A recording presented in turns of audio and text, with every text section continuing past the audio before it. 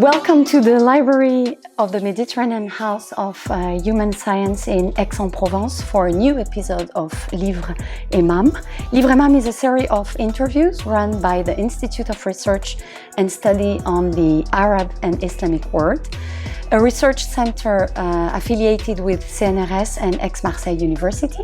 I'm Karène Sanchez-Summerer, professor of Middle East Studies, and my colleague Norig Neveu, researcher at Livres MAM and PI of the research project Predicmo, Grammar of Preaching, Lexis, Mapping, Staging, Middle East 20th-21st Century.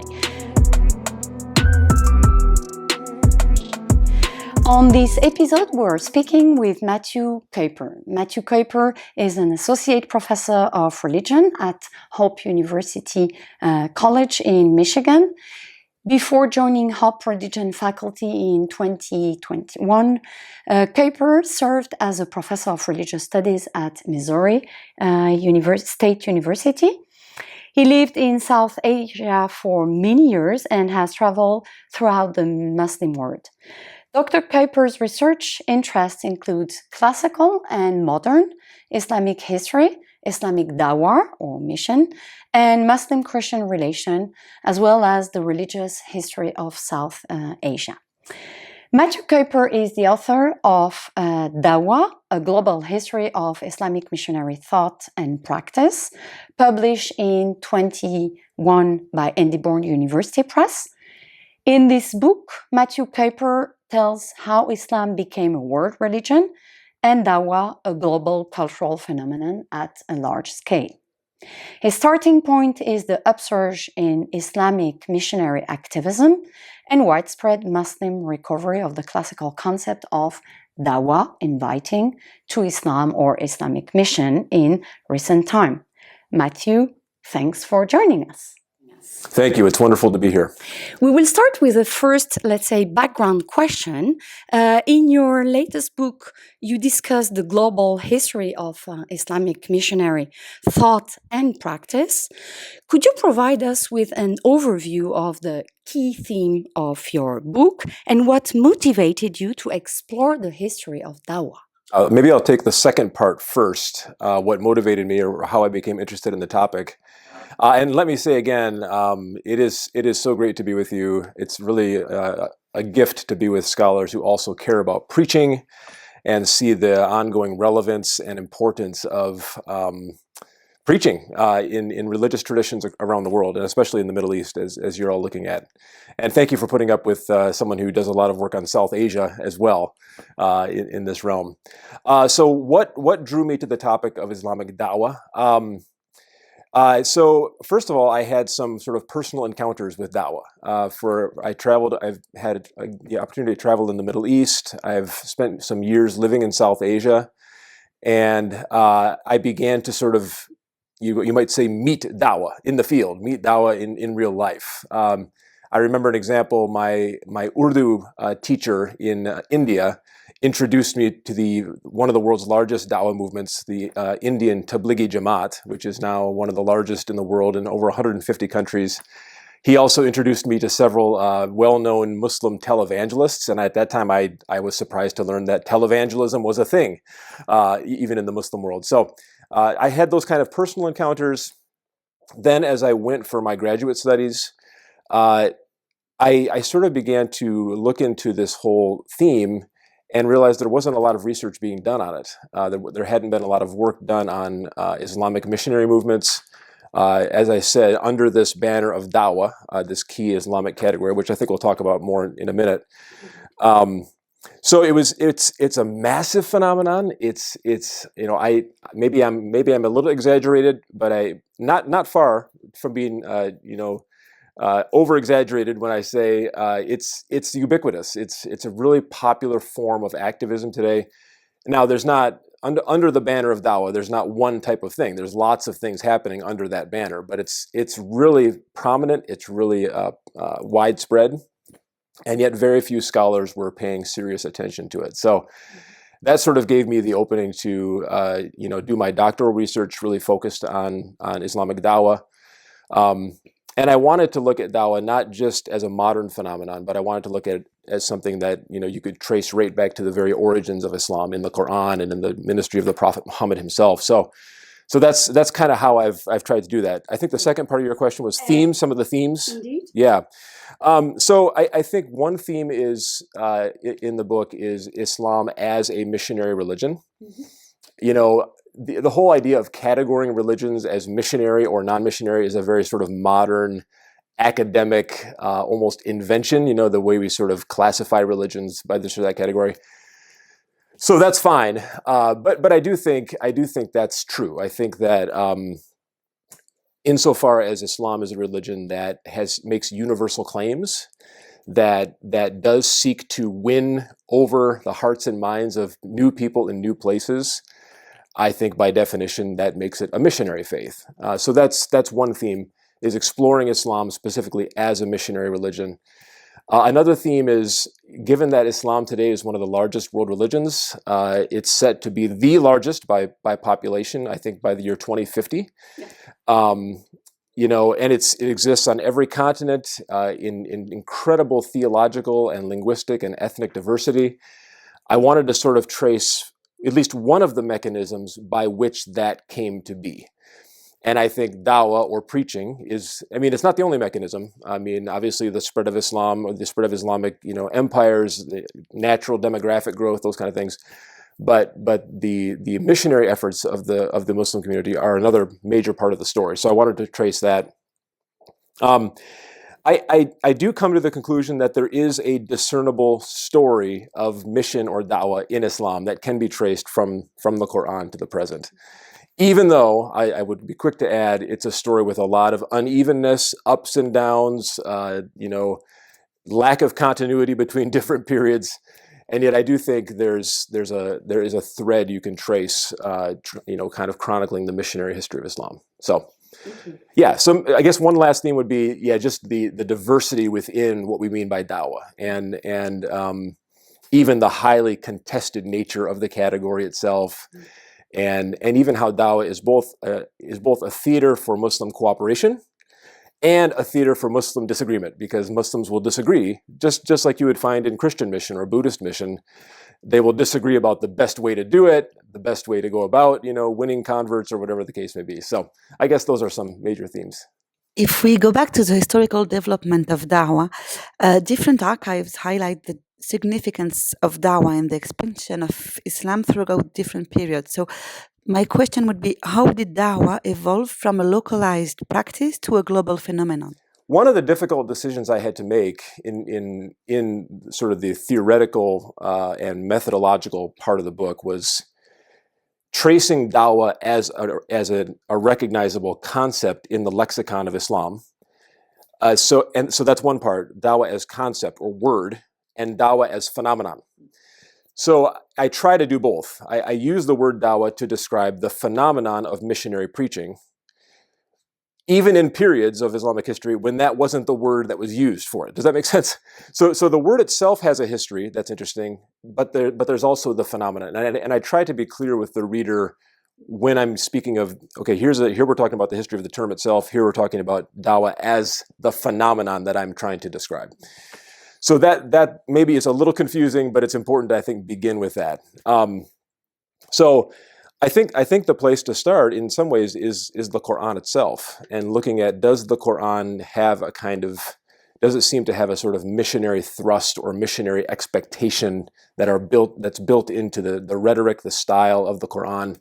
And I think it does. And I in some ways, the reason I go back to the beginning of Islam, the starting point for my research is what I call the modern surge, the modern upsurge in missionary enthusiasm, activism, preaching among Muslims worldwide. So that's the starting point. But then going back to the beginning to see, well, how might then Muslims, what might they find in the Quran? What might they find in the prophetic seerah, the life story of the Prophet Muhammad? What kinds of guidance might they find in the Islamic legal literature? What kinds of actors were there doing mission in the medieval period? Ulama, Sufis, all these different groups that are key to the spread of Islam. And then how do those precedents that are found in Islamic scripture and history, how do they then translate into the modern period in terms of what we're seeing today. So yeah, back to your original question, I think there have been significant changes in the way Dawah has been thought of, practiced, understood. In some ways, it's interesting to notice how many modern Muslims, in many parts of the Muslim world today, there's what we might call a scripturalist mood. So in a sense, many modern Muslims will jump over a lot of the medieval stuff, Sufism and, scholarly traditions of the ulama, fiqh, and so on, and they'll just go straight back to scripture, straight back to the Qur'an and prophetic precedent. And as they do so, they certainly find ample material in those sources that seems to sort of, command them or encourage them to be active themselves in missionary dawah. I feel like I've sort of lost the main thread of your question, but hopefully what I'm saying here makes sense. I think in pre-modern times, dawah was primarily something carried out by Muslim elites, people with special kinds of training, whether ulama or Sufis.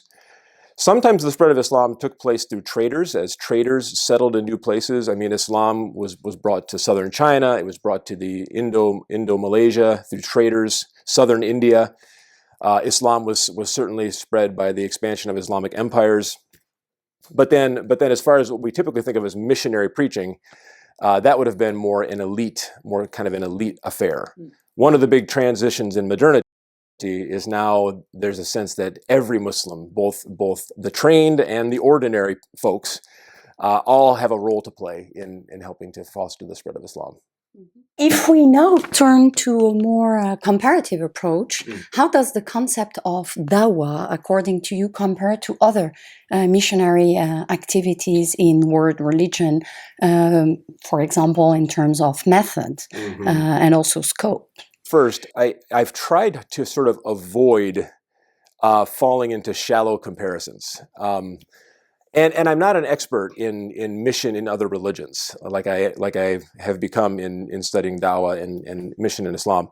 So there's always the risk, as you know, there's always the risk in the comparative approach that comparisons can be sort of surfacey or shallow.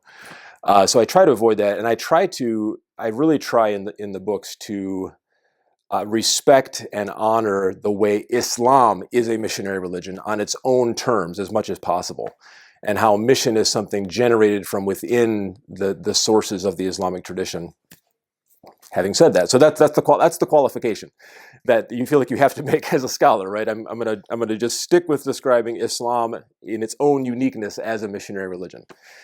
But for sure, Islam emerges in conversation with alternative faiths and religions. I mean, the late antique Near East, which gave rise to Islam, is a world in which Christians were already active and preaching different versions of Christianity.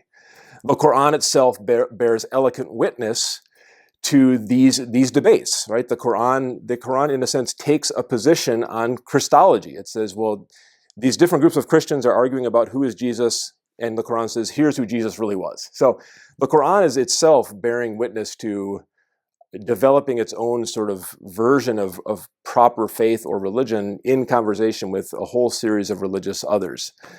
So I think it's also the case that Islam as a missionary religion, there's no question that it's growing out of a milieu where you already had other religions that were active in preaching and spreading.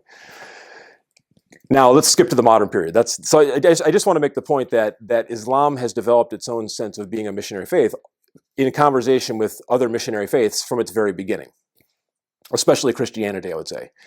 But then coming to the modern period, as Muslims, in a sense, are reinventing dawah in conversation with their sources, they're doing so in many contexts, and the context I probably know best is South Asia or India.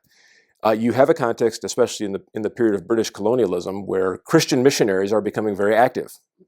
And so Muslims are also developing models of mission in conversation with those Christian missionary models.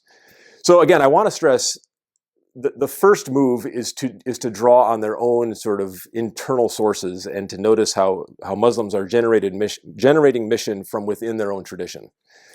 But having said that, they're also doing so in conversation with other traditions. So So just to give one example, one of the big things Christian missionaries did in the colonial age was translate and distribute the Bible. So they're translating the Bible into dozens of languages. They're distributing it widely.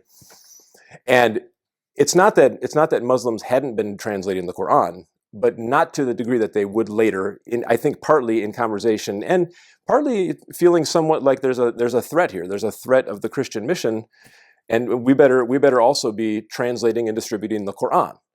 So as far as, rather than really answering the question you asked me, I'm sort of answering a question about how Islamic mission has been developed in conversation with other models of mission. Which is also Right. So, but I think in the future, I would love to do some kind of comparative work, like comparing maybe Christian or Buddhist missionary thinking with Islamic missionary thinking. But for sure, at least as I tell the story of Islamic mission, the story of other missionary religions or missionary movements within other religions, they definitely play a role in the story. If we go back to this concept of modernity, Yes. your research suggests that the modern resurgence of Dawah is tied to the rise of modern Islamic movements. So the question would be, could you explain the relationship in between Dawah and these movements, particularly in the post-colonial context? If you don't mind, I might back up to the colonial context a little bit too.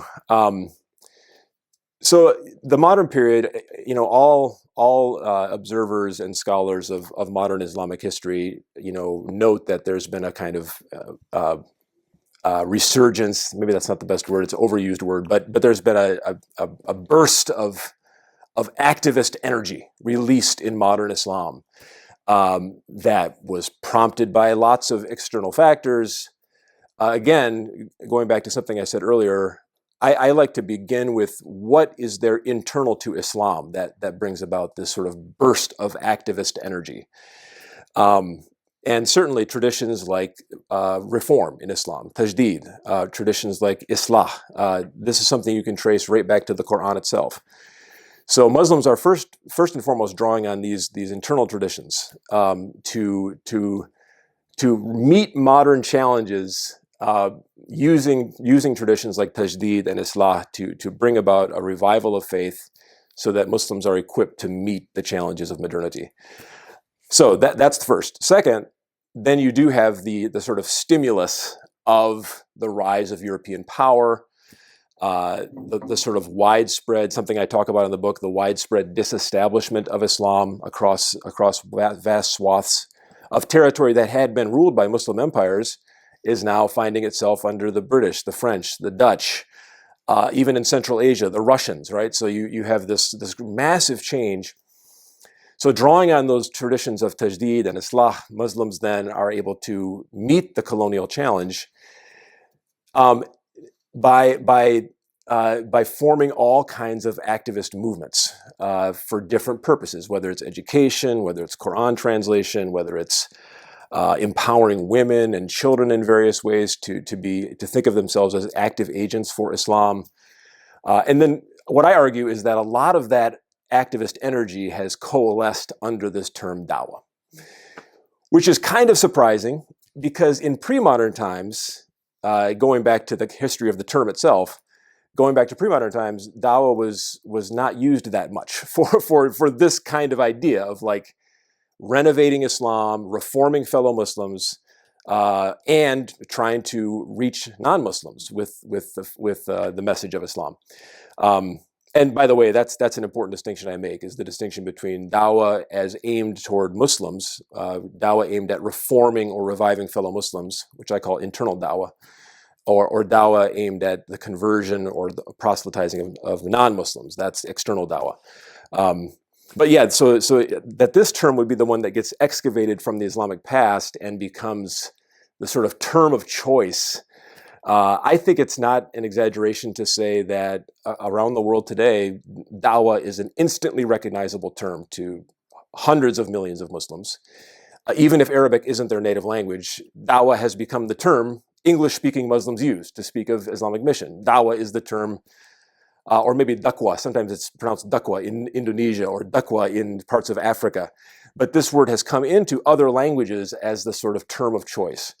Because in pre-modern times, in Islamic law, dawah has a very sort of specific meaning about, calling people to Islam before you commence a battle. It was often used for religio-political movements. When the Abbasids overthrew the Umayyads in early Islamic history, they talked about dawah, more like political propaganda. The Ismaili Fatimids, they spoke of dawah more like political propaganda. So that's another thing I'm trying to figure out in my book is why did dawah become the term of choice for this burst of activist energy? Now, back to your original question, I'm not saying that all these movements are dawah movements, but I'm just saying that dawah has been a major outlet, and a lot of the movements that have been formed, some of the famous ones. I mean, the Muslim Brotherhood that's been studied a lot. It really began as a dawah movement, and dawah is still a lot of what the Muslim Brotherhood is about. A lot of Western scholars have focused on the Muslim Brotherhood as a political movement, wanting to capture power, these kinds of things. But really, its core operating procedure at the beginning was preaching Islam, and spreading Islam.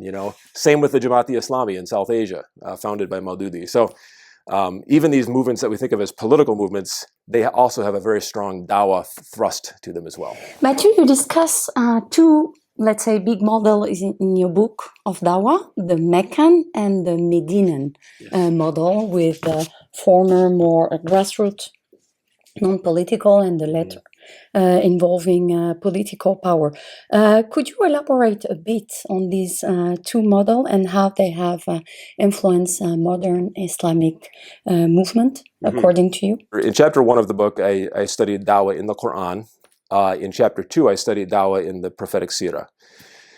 And I think it's a very natural approach, and it's the approach I think even Ibn Ishaq, the author of the most popular famous seerah, to sort of, and Muslims themselves, to think of the Prophet's ministry in terms of the Meccan phase and the Medinan phase. The Meccan phase from his call to prophethood in 610 CE up to the Hijrah in 622, and then the Medinan phase from the Hijrah to Medina from 622 to 632.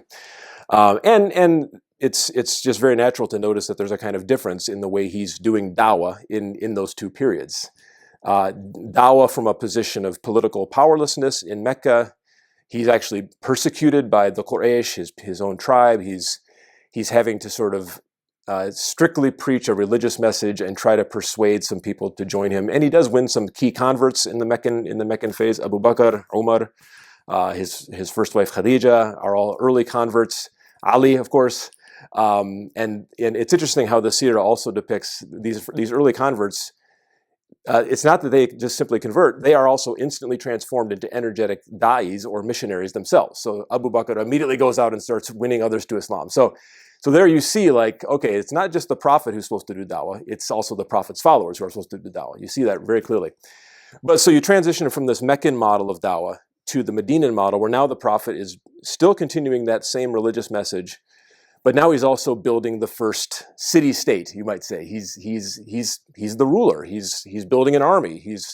He's trying to conquer territory. And so the Medinan model adds this sort of religio-political element to dawah. And then as I studied dawah through the sweep of Islamic history, I felt like you see those two models operating side by side throughout the sweep of Islamic history. So, I've definitely gotten some pushback for like the whole, Meccan style of dawah versus Medinan style of dawah. But I think the strength of it is, again, it's drawn directly from the life of the Prophet himself. It's drawn from the way Muslims themselves understand the two phases of the Prophet's ministry.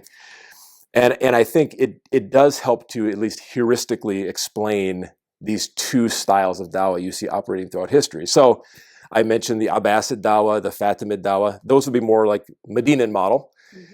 But then a lot of what's happening in modernity is more on a Meccan model. And I sort of explain that with reference to the rise of European colonialism, the widespread loss of Muslim political power in the colonial age. And I would argue continuing even into the post-colonial age, Muslims, many will consider themselves in a situation more analogous to the Meccan phase of the Prophet's life than the Medinan phase. Mm-hmm.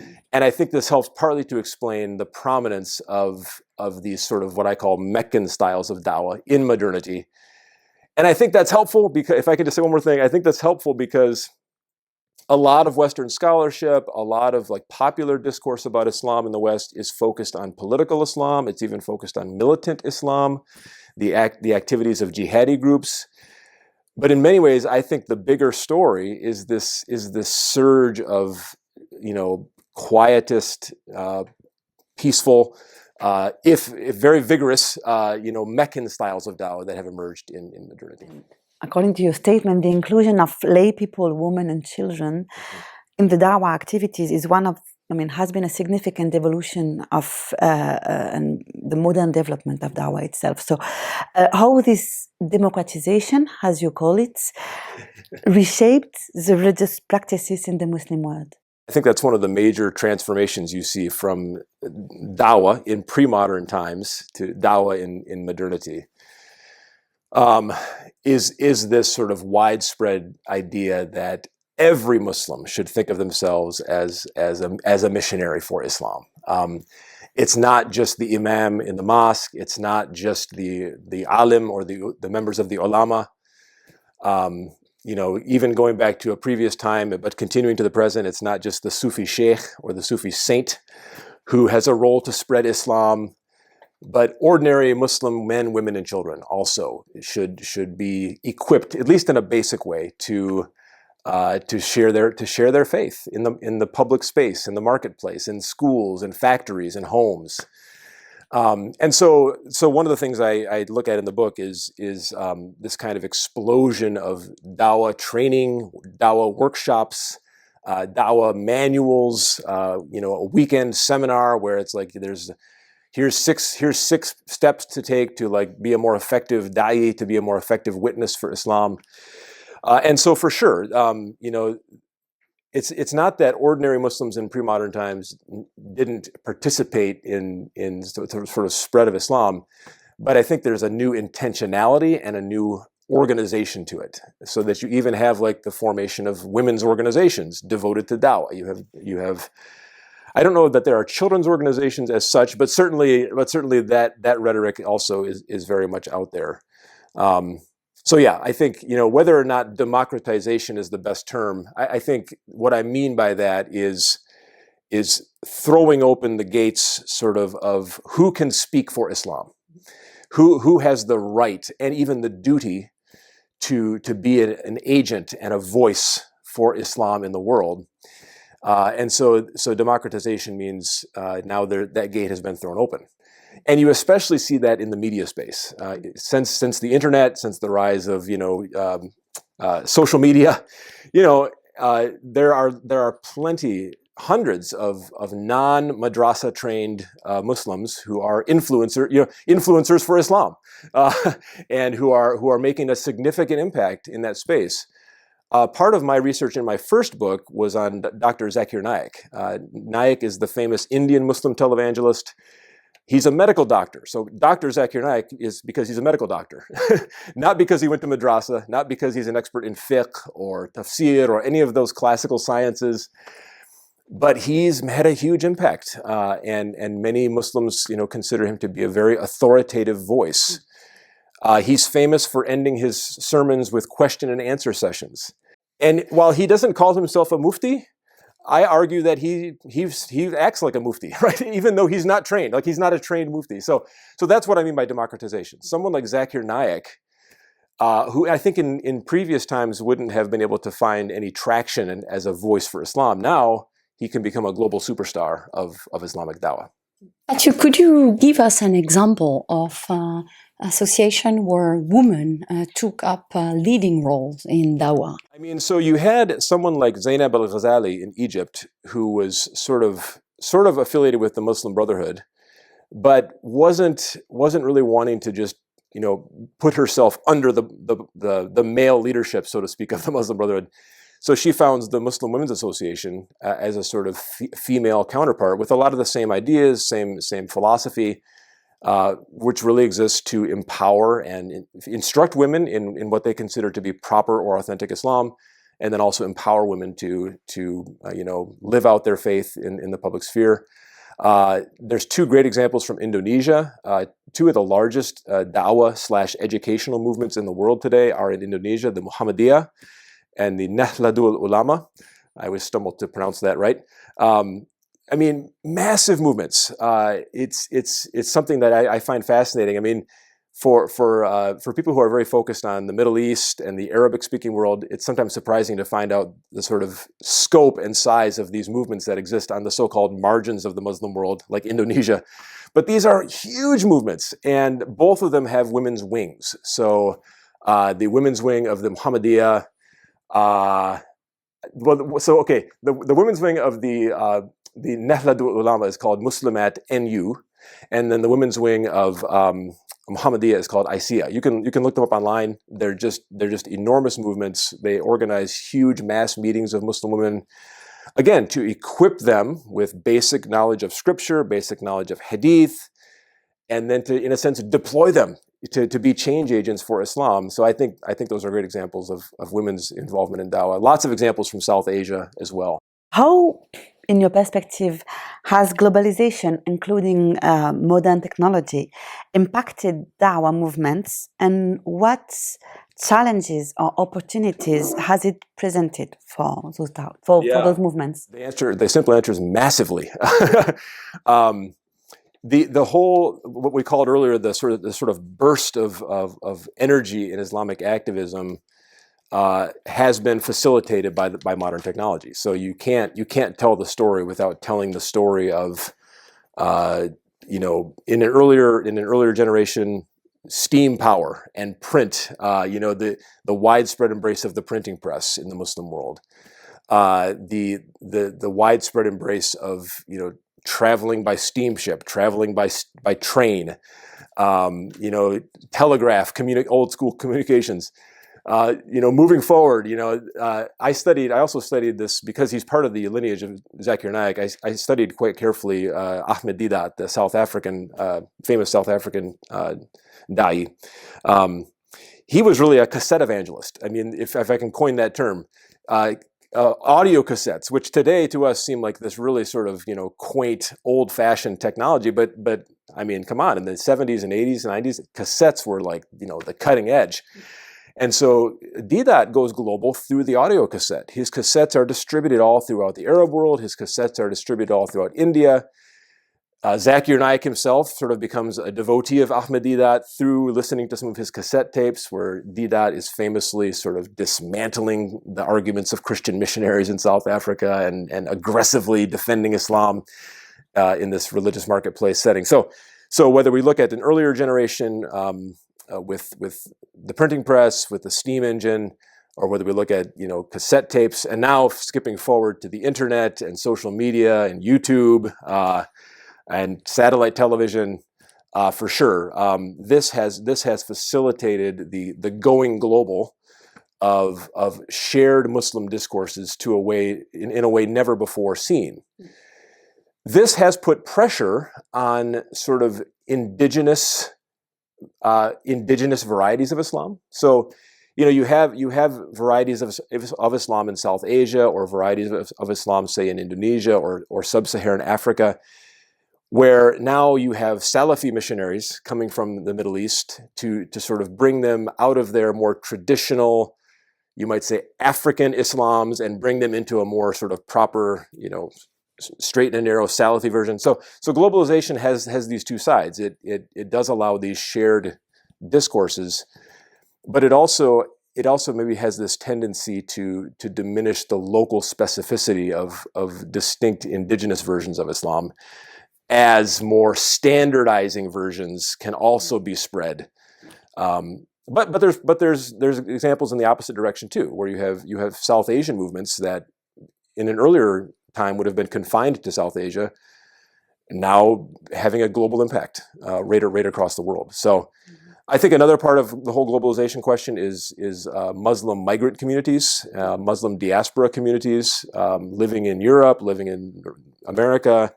Now many of them several generations in, but those communities often can be like receiving points for preachers from different parts of the Muslim world. So a preacher might visit a mosque in Chicago from India because that mosque has a large sort of South Asian population.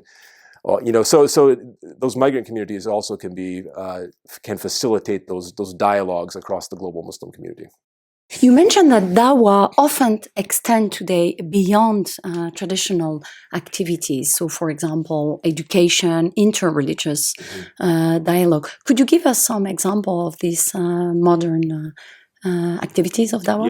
I try to cast a very wide net because I think the term dawah is being used for lots, as you said, lots of different kinds of activities, not just the traditional standing up in a pulpit and giving a sermon, or even standing on the street corner and preaching to someone. But yeah, I mean, Muslim groups will often organize an interfaith dialogue. And that the dawah that's done in that context isn't going to be very explicit. It's not going to be sort of an aggressive, you need to convert to Islam. It's going to be more being part of the dialogue means being able to present an Islamic perspective on topic X, Y, or Z. And of course, the understanding is the Jewish and the Christian and the Buddhist participant will also share their perspective. But there's a kind of dawah happening there, as insofar as the Muslim participant in the dialogue can sort of be a voice for, especially oftentimes in Western contexts, groups like ISNA in the United States, the Islamic Society of North America, or the Muslim Foundation in Britain. I would imagine there's something similar in France, probably like a sort of Muslim organization. They'll organize these dialogue events, and part of the goal, which I definitely support, is the goal of countering Islamophobia, countering the sort of Islamophobic tropes and discourses, to show that there's a gentler face, and that Islam, rightly understood, doesn't support these kinds of activities. So you see that kind of thing. I mean, Qur'an translation and distribution is a major avenue of dawah. I'm particularly interested in sort of popular manifestations. So I've mentioned Ahmed Deedat, Zakir Naik. They will often appeal to so-called science in the Qur'an arguments. This was pioneered by the French medical doctor, Dr. Maurice Bucaille, who writes a book claiming that the Qur'an seems to have knowledge of modern science that a 7th century person couldn't have possibly known. A detailed knowledge of embryology and hydrology and the Big Bang it's all there in the Qur'an. And this proves that the Qur'an has a kind of divine origin. I think that's a very popular discourse, and it's part of dawah. Developing Islamic film, Islamic novels, Islamic comic books, Islamic social media. I mean, all these things I think are aspects of the what I call the wide world of dawah. So there's so many more examples you can give. I mean, I should probably also add that even the jihadi groups use the terminology of dawah. They would often use it in terms of recruiting, trying to recruit to their causes. So wherever you look across the Islamic world, wherever the ideological spectrum is, this term seems to be employed for a lot of different kinds of activities and activism. How could dawah foster interreligious dialogue today? I mean, I think it is. I think that's already happening, as we just saw. Major Muslim organizations, and I think you find this especially in contexts where Muslims are living as a minority. So that's also true in India. Muslims in India are a huge minority, almost 200 million Muslims in India, but of course India being 80% Hindu. Dialogue events are an opportunity, again, for Muslims to meet the other and to try to build bridges of understanding and common ground. So that's especially prominent in those kinds of settings. But as I said, dawah is already a mechanism that. I mean, what do missionaries in any religion do? In any religion, missionaries meet the other, right? So there's something inherently dialogical about missionary activity, whatever religion you're talking about. Now, the purpose of the meeting is, depending on the missionary, is to seek eventually to persuade the other, to seek to win the other over, to win the heart and mind of the other. But you see this again and again in missionary history, where in the process of stepping outside of your own circle and meeting the other, you're not only there to give a message, you learn something, you receive something, right? So there's almost like this double conversion that takes place a lot, where it's not only the missionary who's trying to convert the other, but the missionary kind of undergoes a conversion in the process too, because in the process of stepping out to preach, you also have to be open to learn from and receive from, even if your goal is simply to try to adapt your message to or contextualize your message to.